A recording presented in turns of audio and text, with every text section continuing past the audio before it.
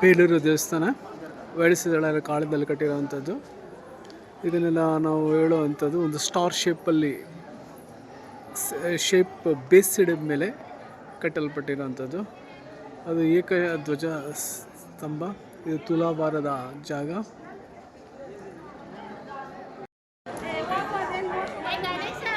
Belur Mahalakshmi temple, Chennakeshava temple ಪ್ರಿಮಿಸಸ್ಸಲ್ಲೇ ಇರುವಂಥದ್ದು Mahalakshmi temple. ಇದು ನೋಡೋದಕ್ಕೂ ತುಂಬ ಚೆನ್ನಾಗಿದೆ. ಬಳಪದ ಕಲ್ಲಲ್ಲಿ ಕಟ್ಟಿರೋದ್ರಿಂದ ಇದೆಲ್ಲ ತುಂಬ ಸೂಕ್ಷ್ಮವಾಗಿ ಸುಂದರವಾಗಿ ಬರೋದಕ್ಕೆ ಅದೇ ಕಾರಣ. ಈ ಸುತ್ತಮುತ್ತಲ ಸಿಕ್ಕಿರುವಂಥ ಕಲ್ಲು ಬಹಳ ಸೂಕ್ಷ್ಮವಾದದ್ದು, ಬಳಪಾದ ಕಲ್ಲು. ಅದಕ್ಕೇ ಇಷ್ಟು ಚೆನ್ನಾಗಿ ಆರ್ಟ್ ಆ್ಯಂಡ್ ಆರ್ಕಿಟೆಕ್ಚರ್ ಇದು ಶೇಪ್ ಬಂದಿರುವಂಥದ್ದು.